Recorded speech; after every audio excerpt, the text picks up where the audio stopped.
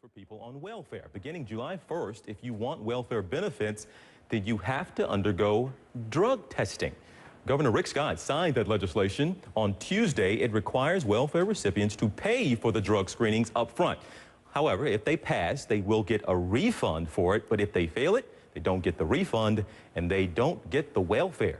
Governor Rick Scott taking some time out with us here this weekend on the CNN Sunday Morning to join me live. Sir, it's good to see you. Once again, we do appreciate you being here. This is certainly a topic that's gotten a lot of attention across the country, so we appreciate you talking about it. Also, we'll be talking with the executive director from the ACLU, which, of course, as you know, is suing you over some of the changes you've made down there. We'll get that reaction in a second. But I think, Governor, everyone could agree that state taxpayer funds should not be going to fund someone's drug use. I think a lot of people would agree with that.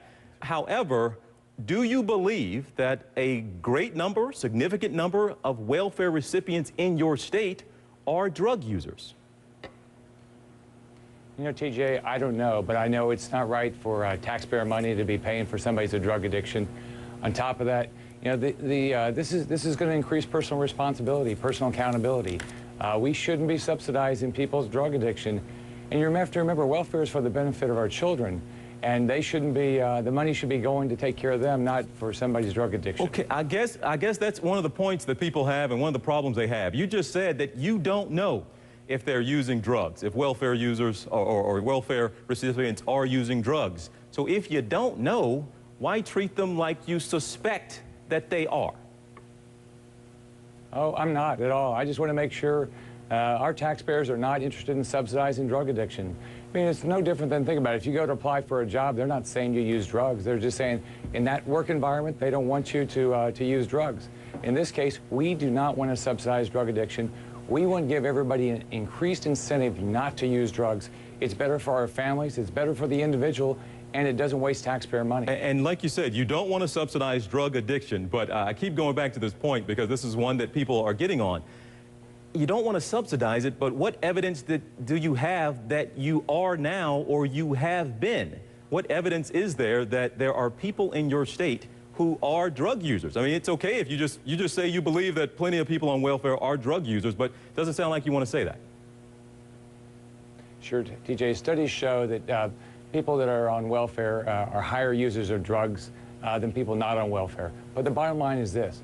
You know, sir, to that point, drugs, you don't have an issue. To that point, that would stop people in their tracks. And I don't have whatever study you are referring to, but you're saying that people out there who need this assistance, lost jobs, or on welfare have a higher tendency to use drugs. Absolutely. The studies show that people on welfare are using drugs much higher than the population. But the bottom line is, if they're not using drugs, it's not an issue. Our taxpayers don't want to subsidize somebody's drug addiction. It's going to increase personal responsibility. It's the right thing to do for Floridians. Sir, do you think this is going to cost your state, which a lot of states are having all kinds of budget issues, and you've certainly gotten some flack in your state for some of the sacrifices you've proposed making there. Do you have the money to pay for this? How much is it going to cost if you have to pay for these drug screenings? It's an insignificant cost, TJ. The bottom line is we're not going to use taxpayer money to somebody. We'll see when how many people fail the test and how many people pass the test. But we have the money to pay for that. But the bottom line, we're not going to subsidize somebody's drug addiction. We want more personal accountability. We want the money to be spent on our children. Another question here, and you've answered this to some degree there. There's a firm or a clinic there, or a company that runs a number of clinics there in your state of Florida. And those folks do drug screenings, called Atlantic. Now, you transferred your interest over to your wife, still in the family, even though some would say it is or is not a conflict of interest. But can you tell us here that Atlantic, the company that your wife now has that interest in, that does drug screenings, will not be receiving any state funds to pay for any of these drug tests? TJ, as you must not have heard, but I agreed to sell that back in April. So we're just waiting on a licensure, and it'll get sold in the next couple of weeks. So I'll have no involvement. My family won't have any involvement. But this bill, TJ, is the right thing for Floridians. This is a bill that's going to make sure our taxpayers are not subsidizing drug abusers. Now, again, the sale and all that will go through, but again, even so, will Atlantic be used at all, that company, be used for any of these drug screenings? I won't be involved. I won't be part of making any of those decisions. They don't have contracts, as far as I know now, with the state, so I have no idea.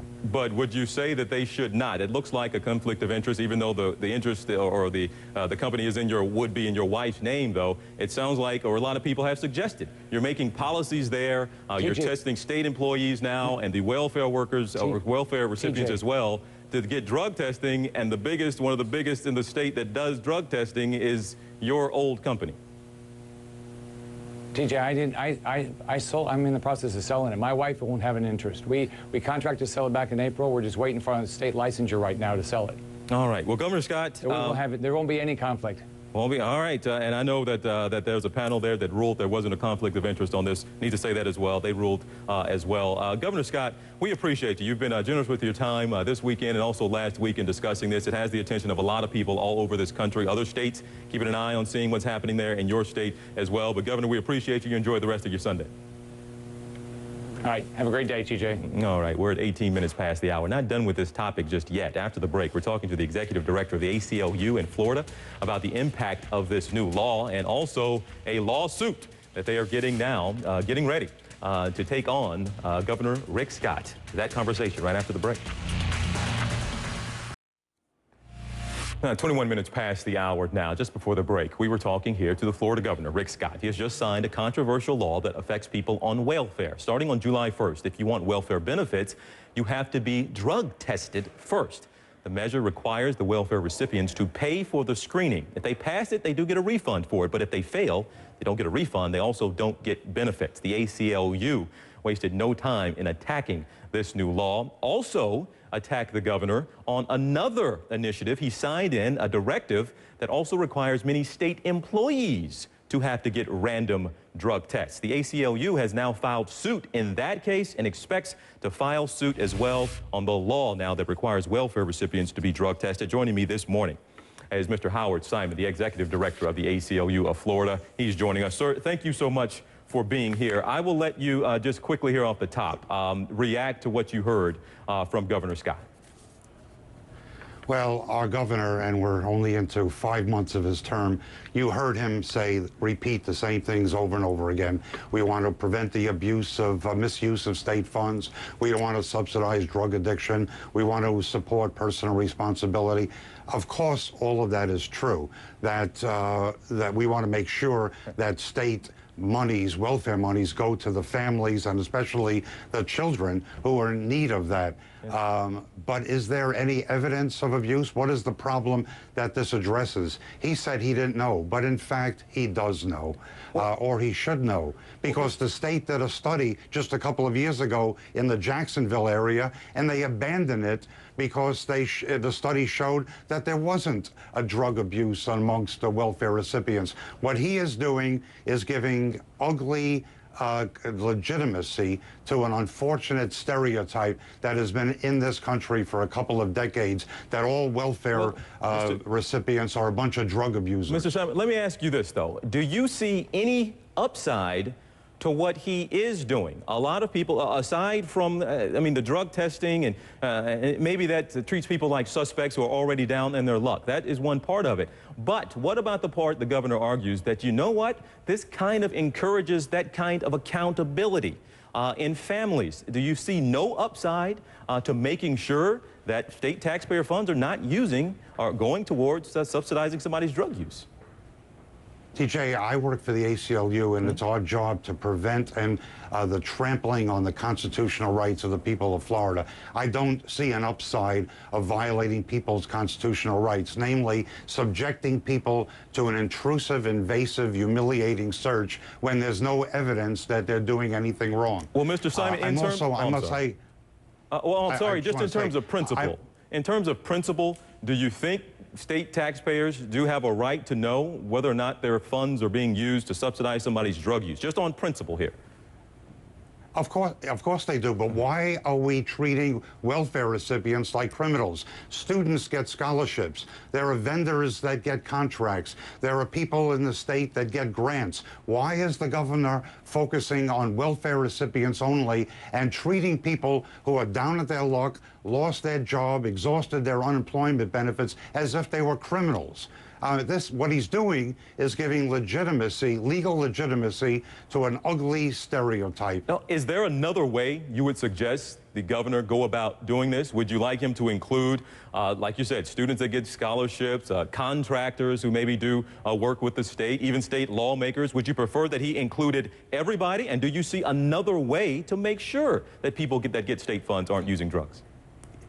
Yes, there is another way, and the way is to respect the Constitution. You would think that a governor that affiliates with the Tea Party would have some understanding that government does not engage in searches without suspicion or probable cause. The way that I would suggest is that he respect the Constitution and only engage in searches where he has reason to suspect that people are spending their money on drugs. One argument that the governor makes, and I'll wrap it up here, and a lot of people make, well, they say, well, hey, and again, you all are suing over, this is something else the governor did. He did sign a directive that said that state employees had to be randomly drug tested, or people who wanted a job.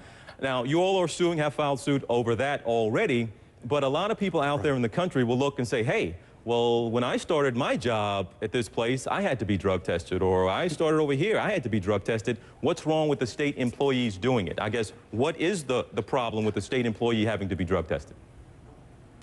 TJ, I hear that a lot. Yeah? Yes, it is true that that widespread abuse of privacy rights of workers in this country has spread for several decades.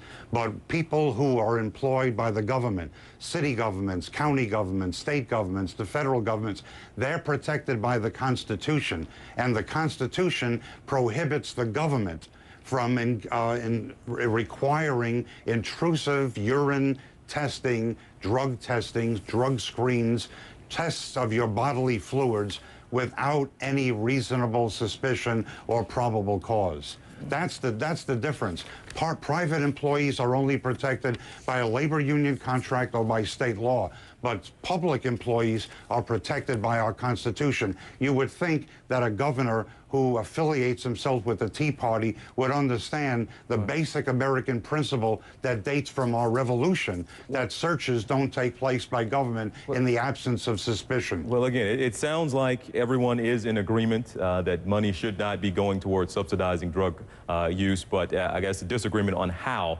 we should go about it. Mr. Simon, we appreciate you taking time out here. We hope to check in with you and the governor again. This issue is not going away. The law is supposed to go into effect on welfare recipients July 1st, but then you have a lawsuit that's probably coming in that case as well. So we appreciate you and hope we can call on you again. Thank you very much.